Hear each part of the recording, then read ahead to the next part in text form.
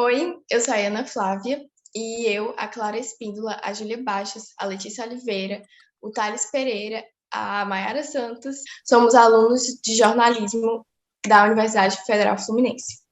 Hoje, para a disciplina de métodos e técnicas de pesquisa em comunicação, nós vamos conversar com a professora Larissa de Moraes sobre a experiência dela na construção do artigo Juventude e Consumo de Notícias, Comportamento Geracional e Hábitos Culturais, feito a partir de um formulário aplicado com jovens de 18 a 23 anos e publicado em 2019 no volume 7 da revista Novos Olhares da USP. Larissa é jornalista formada pela Universidade Federal do Rio de Janeiro, mestre em Comunicação Social pela PUC-Rio e doutora pela UF. Em 2009, ela entrou para o corpo docente do Departamento de Comunicação Social e do Programa de Pós-Graduação em Mídia e Cotidiano na UF. Hoje, ela integra o grupo de pesquisas, mídias, redes e jovens, usos e apropriações em contextos digitais. Obrigada por topar conversar com a gente, professora.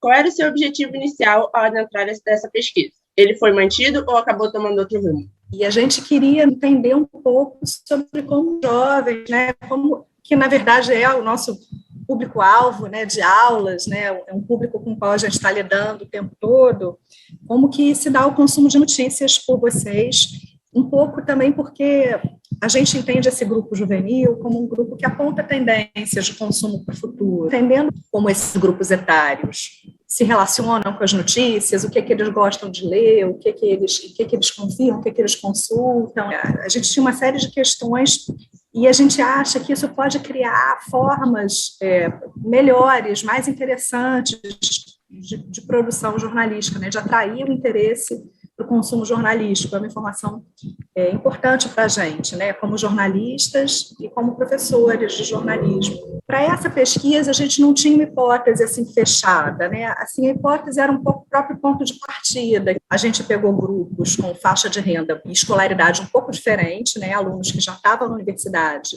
para a gente comparar com um grupo de alunos que desejava ingressar na universidade, e a gente queria ver as diferenças, né, entre esses dois grupos.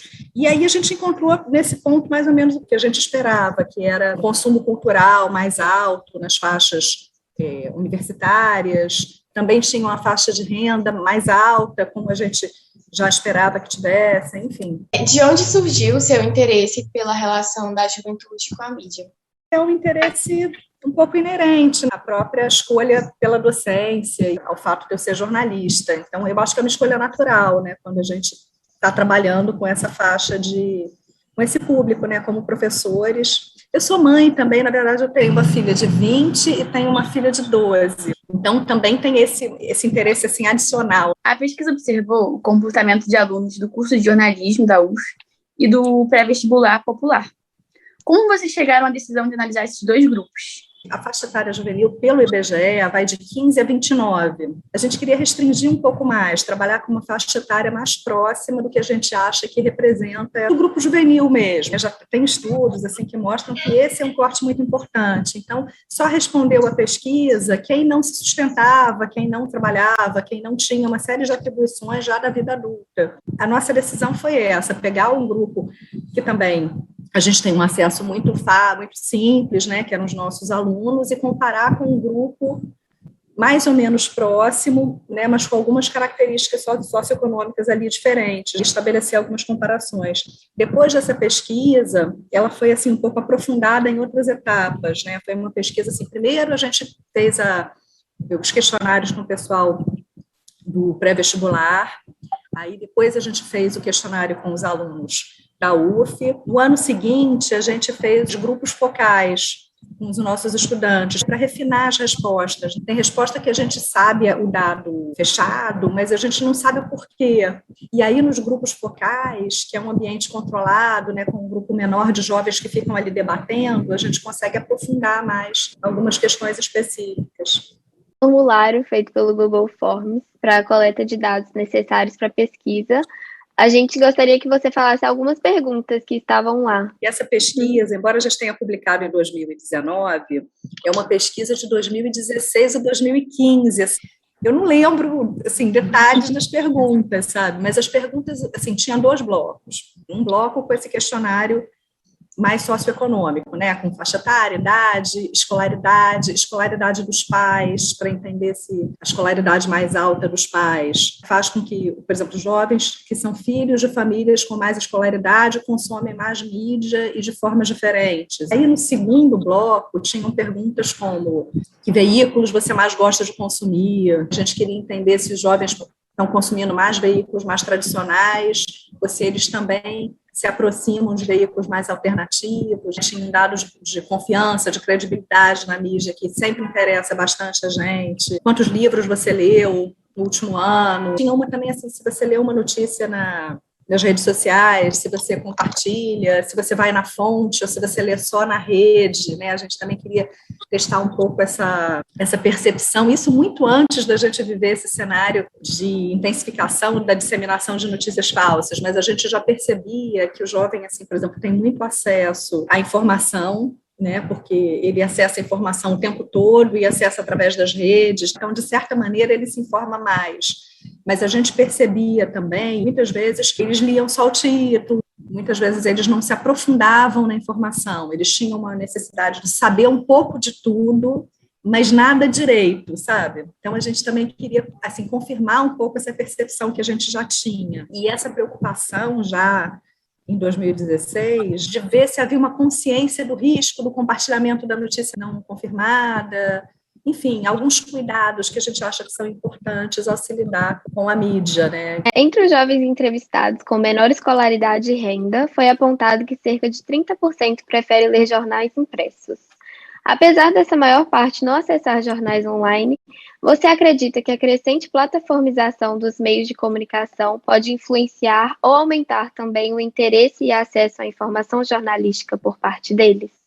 Eu acho que o resultado hoje dessa pesquisa já seria bem diferente, tá? Eu acho que, assim, nem eu, que lia jornal impresso por anos na minha vida, trabalhei em jornal impresso, assinei jornal impresso durante anos, nem eu dou conta, mas, assim, a pandemia aniquilou de vez esse hábito, porque aí tem toda a questão do manuseio do jornal, eu vejo gente, assim, até de gerações mais apegadas ao jornal impresso, cedendo às plataformas digitais, né, o telefone, o computador. Eu acho que isso ia mudar bastante, assim.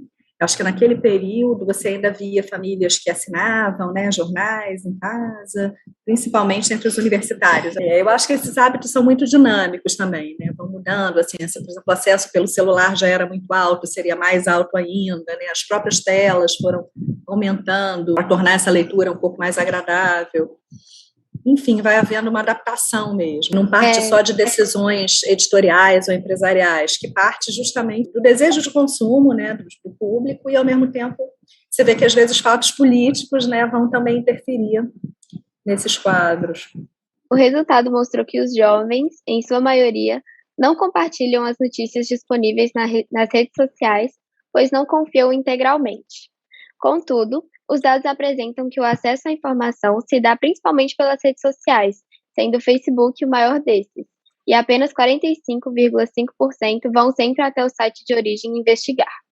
Nesse contexto, essa maior disposição e facilidade às redes sociais de notícias e o menor interesse na apuração dos fatos podem gerar problemas a longo prazo aos futuros profissionais de jornalismo?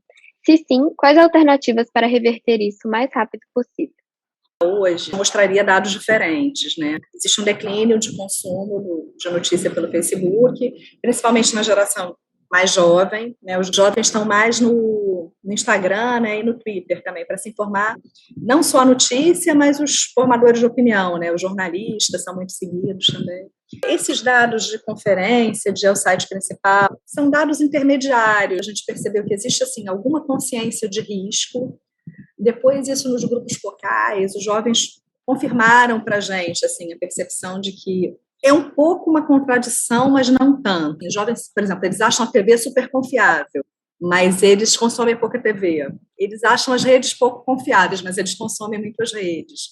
É como se os jovens sinalizassem assim para a gente: não, a gente sabe que tem um perigo ali, mas a gente ainda assim consome porque a gente acha que tem outros ganhos. É fácil, você não precisa parar para ir ler a notícia, você está fazendo outra coisa ao mesmo tempo, você se depara com uma notícia e aí você fica informado, e principalmente entre os alunos, por exemplo, de jornalismo na UF, talvez por também estudar isso, debater isso em aula o tempo todo e tal, eles se sentiam bastante conscientes dos riscos, né, que havia, assim, em ler a notícia pelo título, ou em não ir ao site de origem, ou em não ler tudo, ou em repassar sem ter a informação confirmada, né, repassar a notícia de um site desconhecido. Então, a gente achou eles, assim, conscientes, pelo menos, desses riscos, né. Na sua opinião, o que falta ou o que pode ser alterado nos veículos de notícias para despertar maior interesse nos jovens de baixa renda e de baixa escolaridade?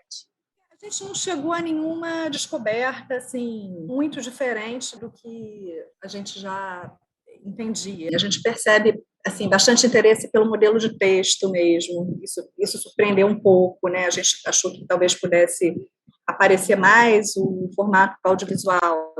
O formato tradicional prevaleceu entre os formatos preferidos dos jovens. Ao mesmo tempo, a gente percebe em outros momentos que quando um assunto interessa muito, o jovem está disposto, sim, a ler notícias mais completas, a ler desdobramentos, né, vídeos, o que não quer dizer que ele não seja capaz e não deseje consumir outros formatos, para alguns momentos específicos, sabe? Tem muita notícia longa, com muito acesso, né, mas aí tem que ser uma coisa especial, não vai ser esse cotidiano, né? É isso, eu não sei se é uma conclusão, assim, super nova, né? Mas, ao mesmo tempo, confirma algumas percepções e abre umas outras janelas. Enfim, tem muita coisa ainda para ver, né? Uma pesquisa um pouco vai puxando outra, né? Assim, porque sempre tem alguma coisa que a gente acha que entendeu um pouco melhor e alguma coisa que a gente acha que ainda não deu para entender tanto assim. Te agradece, né, o tempo que você disponibilizou para a gente. Obrigada aí por ter tirado um tempinho. A gente sabe que é corrido, né? Mas foi ótimo. Gostei muito. Obrigada. Tudo bem, muito obrigada.